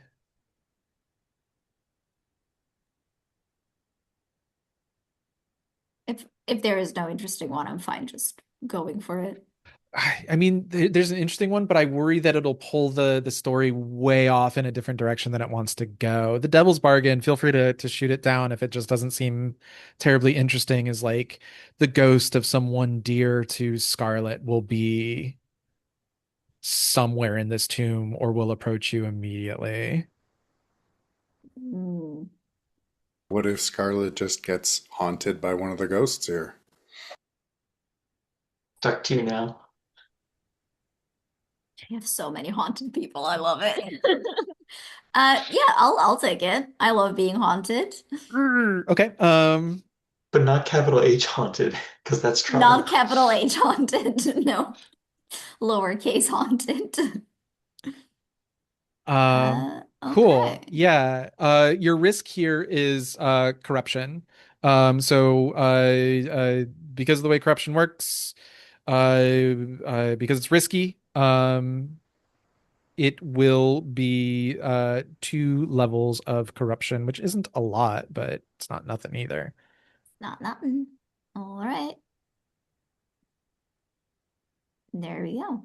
So it's a 5. You will succeed. We will fill the clock. You will find the royal tomb. Um, but you are taking 2 levels of corruption, unless you want to resist. With what would I resist? Is that insight? It's coming from the ambient area around you. Would this be? Uh, no, it's absolutely not insight. There's nothing to understand about this. You're standing in radiation, is what it is. I feel like resolve just bog standard is what makes sense to me. Sure. Um, or you can take 2 levels of corruption. Corruption itself is not that bad. But I think you also have 2 die plus 2 die to resist it. Yeah, I'm not that high on stress though. Like I'm Oh yeah, this could kill you. this could kill me. That could If you be want to dramatic resist. though. Um, God, too stressful. Would it be anything other than resolve? Would it be prowess? I could buy prowess. Well, Because it's kind of like the Avengers like we're firing the dying star kind of thing. mm-hmm. Um, yeah, I could buy prowess. All right. Would I buy, is there a world in which it's insight? I don't think so. No, no, it's not. There It's isn't. I'll buy It's, prowess. it's fair. It's fair. I'll buy Um, prowess, and that's the best I can offer because I know you have 1 more die in that. all right. Let's Or make it you go can take, Scarlet. or you can take 2 points of corruption. 2 points is not that bad. You know what? Fuck it. We'll just take 2 points of corruption. It's fine. There we go. I'm haunted. The radiation has seeped in me. I don't want to roll. I'm this is too scary. I Um, only start rolling at corruption's going up. We're good. no one, literally no one has a blight, It's and baby's first corruption. It's yeah, fine. yeah. You hear some weird little whisperings in like the edge of your Yeah, I like to perception. think like as I'm like using this sonar, like maybe like that green light gets filtered on it too, and there's like none of us I think understand it, but we all like realize something is happening between the frequencies and the light and like whatever the fuck's going on with this room, but Scarlet can't let go. She has to operate this thing or it's all for nothing. So I think, she's doing that like fantasy thing where like the light is getting sickly and she's like you can't see her very well and you just like hear her scream at like something, but she isn't letting go. We get like that close up of like white knuckles holding this machine as she's like trying to listen and trying to get where it is, and then everything just goes silent as she finds the place. Fantastic. Locked in. Yep. I also like the idea that like as the lights are flickering and we're getting like real Frankenstein's laboratory kind of thing going on in there, like at one point the lights go dark and when they come back up again, the crow is just like standing over Scarlet Charging Hunt, like plague mask, just like Darth Vadering it right over her. And then when she's like, I've got it, I know where it is, like the crow just like grabs her and yanks her off I think the crow actually probably destroys the machine is what she does. When Scarlet says I've got it, she just smashes it. The lights kind of like return back to actually no, the lights are still corruptive. I think I'm gonna go back with my initial. Like she grabs Scarlet and gets the fuck out of that room. And yeah. Um cool. That brings us to I feel like this is trophy gold now. That brings us to the Tomb of the Royal Familiars. I call it a tomb.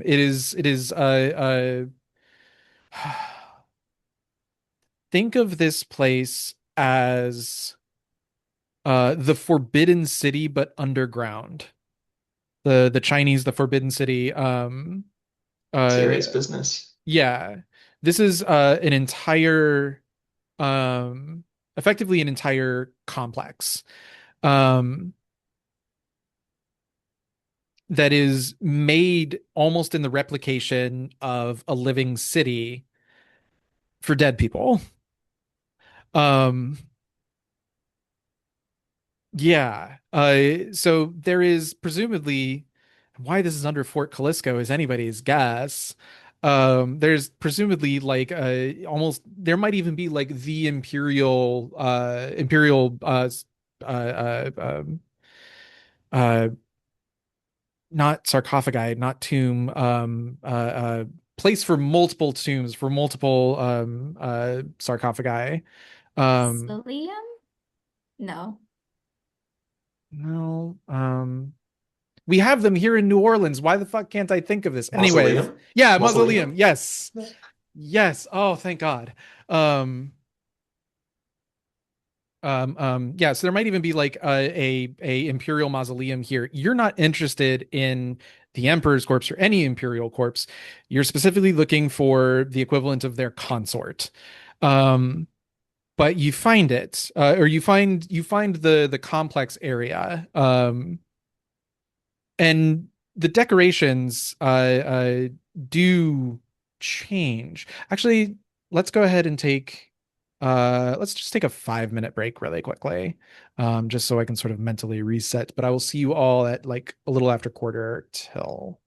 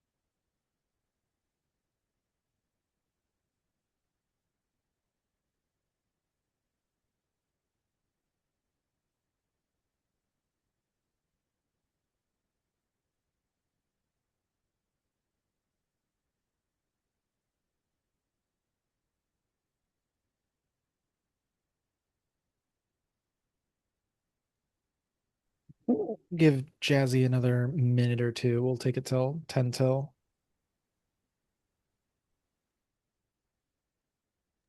Oh, I didn't stop recording during all of that.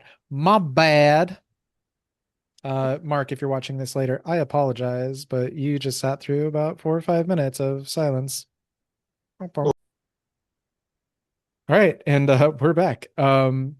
Again, sorry that I forgot to hit pause a little earlier, but so the Tomb of the Royal Familiars, so called because familiar means they were close to the emperor, whether they were household staff or consorts. But I started with this idea, and I think I'm going to run with it that this tomb is actually built in the facsimile of an imperial palace, which, just for the sake of having some sort of shared visual definition, I'm sort of my mind palace is sort of casting it as the Forbidden City. So think lots of small chambers, pathways connecting them, um, rooms with higher ceilings than you would expect for a tomb or catacombs. It is still very definitely underground, but there was much additional care to make this look like a living place. Um, in fact, I think you walk into the sort of the receiving chamber of it, and it looks like a place that should have the living in it. It looks like it was a place designed for living people. It very much wasn't, and that's made very much apparent when even the uh like the place where you would stereotypically expect guards to stand or be positioned are mummified guards in like their own sort of sarcophagi, in their own sort of individual sarcophagi that are really just like you if you crack them open, they'd be like a Kinder egg, and inside would be the guard themselves, a mummified guard. You are 90% certain. Maybe you even see one where like some of the stone has fallen away and you see like this mummified body on the inside. But I do have a paint the scene here for you all. Um, this tomb complex would only be seen by a handful of imperial servants, the people who are building it and putting bodies in it. Despite this, how do we know that the emperor spent lavishly to make the people buried here know that they were loved? Yes, very Moria.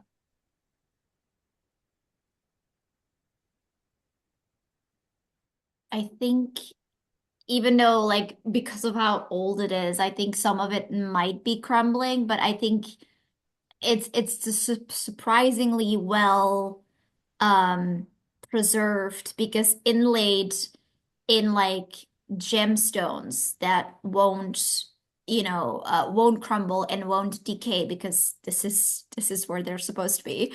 Like inlaid with stones that will preserve for a very, very long time. I think engraved in these walls are like love poems and like glorious deeds described. Like basically all of these like very tender, very sweet poems about how important this particular person was or like how they made the palace better and that kind of thing. I think rather than being arranged by hierarchy, as you might expect, they're placed in like configurations next to one another in a way that doesn't immediately make sense. But after seeing the recount of these deeds and these notes about these people, you understand that they're placed by their friends, by the people they were closest to, their loved ones. Sort of great care was put into where their final resting place would be.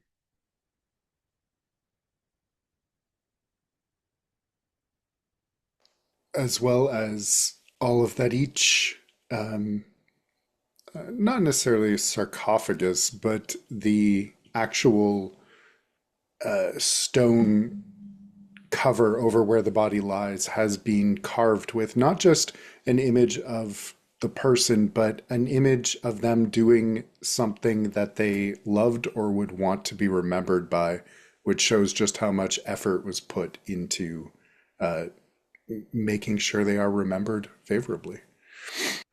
I'm actually going to ride that a little bit farther and say, like, for example, this open first antechamber that you step into, um, like there is. I mentioned the guards that are like mummified and contained in like positions that they would be in if there were guards actually standing there. But like there is a front desk here. Um, and there is a mummified statue, like, and and not a mummified chair, but like a chair made to support their weight, like sitting there where a receptionist, for lack of a better term, would be.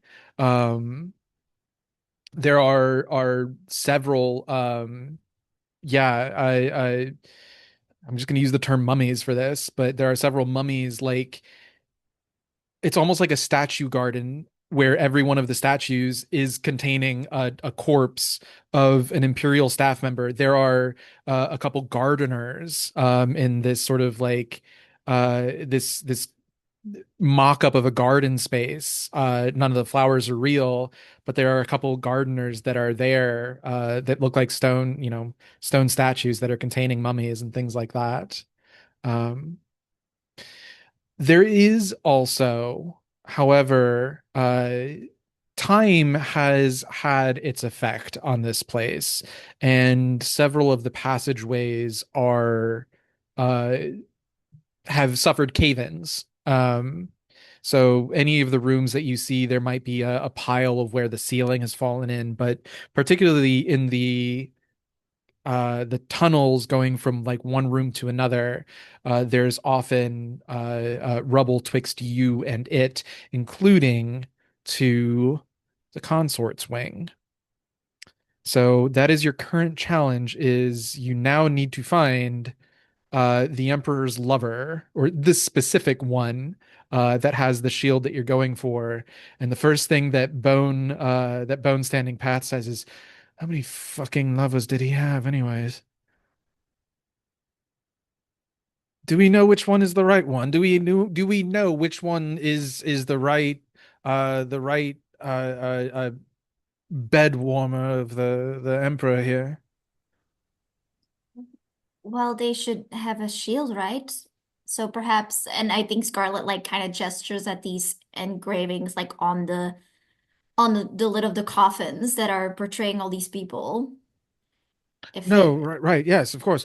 We will know it when we see it, but uh, there were the emperor had the emperor had, in the same way that like a yeah, like Chinese a bunch of emperor. concubines, yeah. Yeah, the emperor had a harem, it turns out. And each of the highest ranking consorts, which for lack of a better term, we'll say there are three of them. You know, the emperor's three favored consorts were each placed in different palace in each sub palaces of the area. How are you going to find the right one quickly? The the crow says they're looking for it too. Oh, brute force. Yeah, my idea is I'm going just full National Treasure now. I think Scarlet is like reading those like love poems and engravings to see if there's like a hint in there. Like, I don't know, like maybe one of them has a line that refers to like protecting his heart or like shielding Sure. from great grief or something like that, right? Like Like maybe, a yeah, research roll help. I was thinking this is starting to sound a lot like a research role, and that yeah. that would be, I think, like a really direct way to do it. So I am going to start a little 6 clock here. It's not going to be as big as the first clock, but this 6 clock is just going to be finding the right tomb, finding the right consort. I might change that name. Finding the correct, or finding finding the lover's sarcophagus tomb there. Not tomb, sarcophagus. I mean, I only have one research, so if either of you have more. One. None. well, you don't technically need one to provide a help die. Yeah, that's true. I mean, it also makes sense to start the search as close as possible to the Emperor's area, with the assumption that he would keep the consort who meant the Close. most Yeah. close. Yeah. Um, yeah, so I'm willing to say this is like a standard effect. Uh,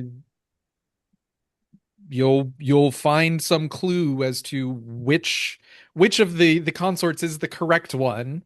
Um, yeah. What position are we at? The undead are looking for this place. Uh, so think I think we're risky. But the thing that you're risking is time, right? So on anything less than a 6, I will mark 2 on this clock, which is currently half full. It's, there are 3 ticks left. When it fills, more bad guys will show up. Um, how do you feel about that? Sounds okay. Uh, I'm sh- educated. I'm happy to make the roll. okay. Yeah, because you get an extra die. I mean, the extra die, I think, is just my one die. Yeah, that is, yeah, But it gave exactly. me +1 research, yeah. Okay. So it's in keeping with my ancestry at least. Oh, that means you get the XP for it. Um, will your cuts and scratches? I don't think cuts and scratches make you read things less good. Um, Do you want help? Absolutely. Okay. I'll mark as stress to help. oh God. It's okay, I've got Our two little more. rookies, our little rookies, our little babies. Oh my And Just then goodness. I'll stressing mark out a little and bit. then It's and then fine. I'll mark 2 stress to push Okay, push for effect or die. for an extra die, I think. Okay. Which means there's no devil's bargain to be had. So thank you for saving me the mental effort. Um, cool. And I think that's it. Yeah, risky standard +2 dice. Let's go. Ooh, ouch. Errors are miss. So things are gonna get worse. I'm gonna mark 2 on the You're they welcome. find it. And how does it get worse? Um, hmm. I read so bad it hurt. I do want to change the fiction somehow. But there just wasn't like a lot of consequences. Or I mean we discussed what the consequences are. It just takes time. Yeah, Or it turns out all of the emperor's bodyguards doubled as shield bearers. It's not a question of finding the lover with the shield. They all had shields. Yeah. I think the way it gets worse. No, the only the one has the map on it. Well, maybe either way, like the banner guard knows the specific shield that they are going for. I don't think we'll get it. I'm like, does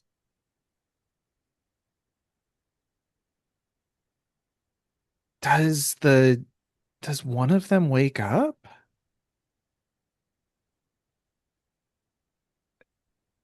I mean, I'm kind of joking about it. But what if there is a fail-safe trap?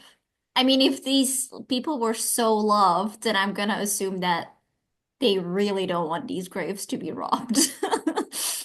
There's still I jewels here mean, for the taking. And there were guards in front of the door. I that's what do Maybe I'm like they're, the thinking. yeah. scene of like feeling along the wall, looking for something and like triggering some defense mechanism accidentally.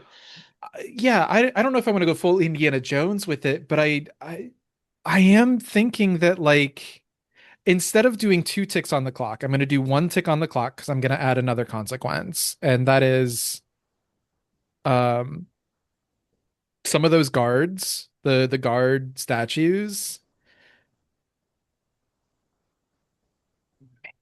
Wow, we're gonna. I want to talk about the full implications of the lore here because undead stuff is normally the purview of the Cinder King. If two of the mummified guards break out of their confines, they're not the Cinder King's undead. They're the Emperor's undead. What does that say about the world at large? That undead magic was a thing that the Empire was doing and practicing before the Cinder King ever got involved. The Cinder I'm, King's power didn't come from nowhere, right? It could yeah, have yeah, been a yeah. development on some alchemical things that were Yeah, brewing far. I was thinking too, like maybe like that sickly green light that we saw before is like that's the color of their eyes or something. Kind of Exactly. implying like Yeah. that that's also why the room was still fucked up. Yeah. And I think what you see, so yeah, maybe not going fully in Indiana Jones. Like I don't want this not it's not a mechanical thing. It's not a pressure plate. It's not a thing like that. I think they just sense that there are intruders here. And some of those emerald lights, those corrupting green, those ugly green lanterns, like a couple sconces on the walls just flare to life.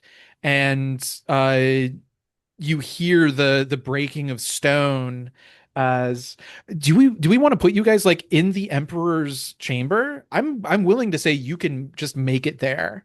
Because that's not where your goal is. Um let's just say that. Uh, well, no. We know that the Emperor's lover is the one that you're going for. They would not be buried in the Emperor's chamber. They would not be buried. No. But I do think. Oh, come on. The Emperor's lover was themselves. The shield is No, a mirror. no, no.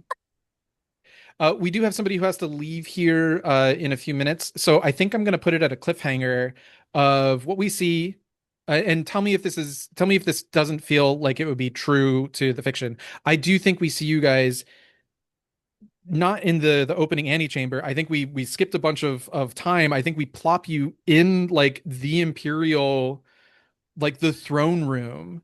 And that's where Scarlet Charging Hunt and Adhikar were like looking through these poems written on the walls, trying to find like which is the right consort to go looking for, because there are three different palaces and different wings of the Tomb of the Royal Familiars. But these sconces flare green, and we see everybody sort of like look up, and two of the stone statues begin to crumble, and these just mummified fucking honor guard, these two mummified honor guard, breach their confines and start to bear down on and start to approach the Legion with weapons drawn. Unless something changes, it's going to be a fight. Of course, you can resist this outcome as well. I think this outcome's really cool though. Um, it It would will. be an insight resist. Yeah, I suppose so. Um, yeah, if I mean, yeah, that's not my preference. That's just what I rolled to get us into this situation. yeah, insight does make the most sense. I feel like I'm supposed to attach fiction to like, how are you resisting this? Um, I might but die. I mean, or you stick with the consequence and then there's a fight scene. I like the drama either way. I think I'm gonna make the roll. Okay. Um, Are we okay with that? I've got 3 stress to burn, but I'm only rolling 1 die. So If that's the case, then I think what the insight is you know the Brendan Fraser, the Mummy, where yeah. the guy starts reading from the book aloud, and then the guy comes out the tent and he's like, "You mustn't read from the book." Um, I feel like what Adhikar is doing was what he's doing is reading aloud, and there is part of there's a coded phrase that if spoken aloud will awaken the undead defenders, and you see it before you say it. So if you resist it, they will not come to Okay. life. We made a hard turn from the national treasure to the mummy, Listen, right? it's all pop culture references. It's my only way I can talk. What do we got? Oh, I'm maxed out on stress, but I'm alive. But yeah, Okay, that's okay. It's only if you have to take an extra one, right? correct. Yes. Okay, okay. We're all good. We're all good. Yeah, so I think we'll ride that fiction. Unless you have a better idea, Adhikar. I like That's the good. idea that Yeah. you maybe it even is just like a bound a book literally made of gold plates, and you're like reading through them and doing the thing.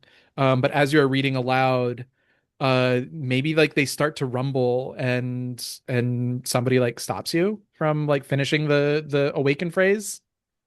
Yeah.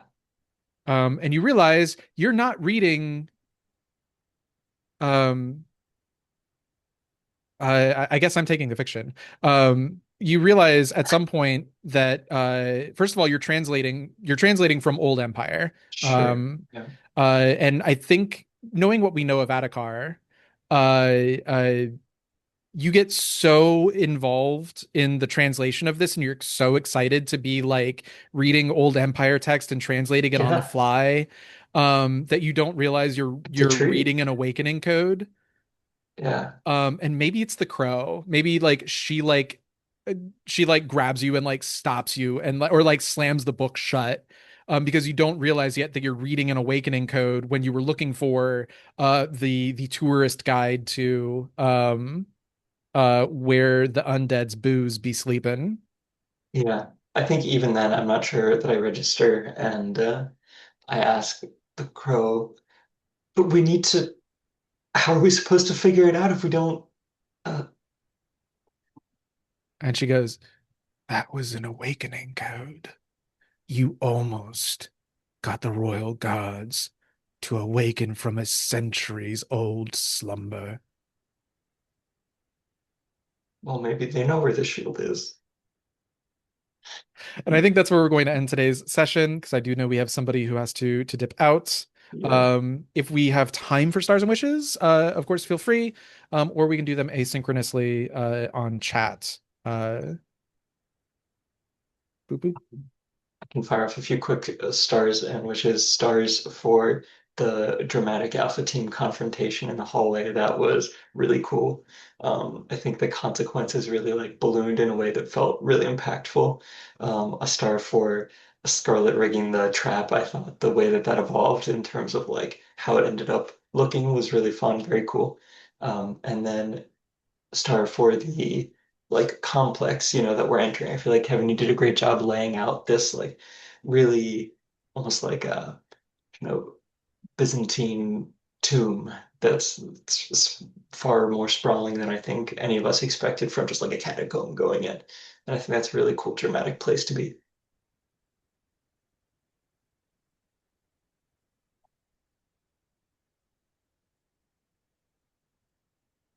I'll say, Ben, the going for the, yeah, let's get some more zombies in here, just wanting that consequence, even though it would make things objectively worse. I appreciate that and respect it. And yeah, the Jazzy, the going full national treasure move, just the addition of the alchemical green lights and the vibes that you imparted here were on point. The whole, yeah, I didn't, when we start talking about this mission, I wasn't expecting like an underground necropolis and all these cool little touch points that were fun and made a very vibesy, creepy, and kind of a, this is a different kind of undead than we've interacted with previously, and it's cool to see that. And I would like to explore that more in the lore and what it means that this is the implications here are rich. So that's me. Yeah. To Edikar Ben, yeah, I love just being like, yeah, the consequence is cool, but either way, if I die here, that's also very cool. I also loved, even though it wasn't like a focus scene, like Edikar protecting Scarlet for like when a trap was going on. That was a really cool character establishing moment. Um, Bye bye. Kevin, yeah, I think you did a great job. I like that we get to see death like as a whole in such a different way because like it's always been associated with like the undead and like the cruelty and the decay and like all the horrifying parts of it. But I really like getting to see like people died in natural ways and they were loved and they were buried and you know like all of that makes the world like feel more grounded than just like ooh zombies but also they're like different types so these zombies explode so that was really fun um I just want to vocalize that if you like ever feel overwhelmed by the mechanics, like it's okay to take an extra break or to like ask us for help because I know that's a crunchy game and sometimes it can be a lot. So just wanted to vocalize that. Also to Ben, I love the subtle change in the Marcher Lord for like not necessarily like I want to help this person, but I'm gonna look bad if they die. So like the underlying thing is still there, but like the talk did have an effect and it is doing something I think is interesting to see. And I'm very interested to see how that develops for Mark who isn't here. But I absolutely adore the Earl, what an asshole. I remember when I like made him, I was like, oh man. Because I think Liam was created by you guys after when I missed a session. I was like, oh man, I need these two in a in a group together because it's gotta be so bad. And it was fantastic. Just the two of them. Also really loved the yelling at the teacher. Like, no, they were totally right, but that's just who I am. Which is yeah, I would love to see how this ends. I would love to see the implications.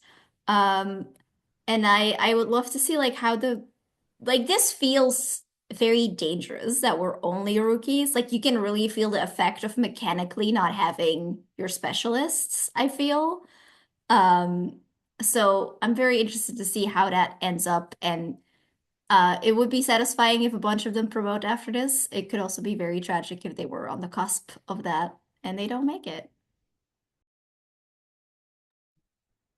Yeah, stars. I like that this is a for as much as I grumble about the system sometimes, I do like that there is still enough like powered by the apocalypse DNA that I can be like, oh, we'll just have a whole fight scene and just boil it down to a single roll. There are other games that I have run and played where it'd be like a fight scene with seven, faceless mooks would have taken us, the entire rest of the session. And I'm glad we didn't have that because we got to some really cool places. Um, Star to like the stuff that you guys brought. I don't remember how exactly it was introduced, but the corrupting lanterns, the idea that like this thing was uh yeah, that there was I forget that corruption exists in this game all the fucking time. Mostly because we're not using Blighter as one of the bad people. And Breaker has some, but it's just very different. Um but yeah, it was really cool to build this tomb out as we go because like I said, my mind palace of what a catacombs is very very basic. But yeah, we went to this whole thing. I wasn't exactly imagining what we got in the end, but sort of like building it as we went. I think actually worked in this case and it brought out something cool. I agree the implications of necromancy being a thing that existed before the Cinder King is very interesting. I don't know what exactly the lore stuff there is, but I think it's very neat. And it's not something that I was planning on before the consequences of that role came up and I needed something. So I'm also excited to sort of follow up on that thread in as much as we can with the scope of the game. Or just leave it as a curious little mystery of like, isn't that interesting?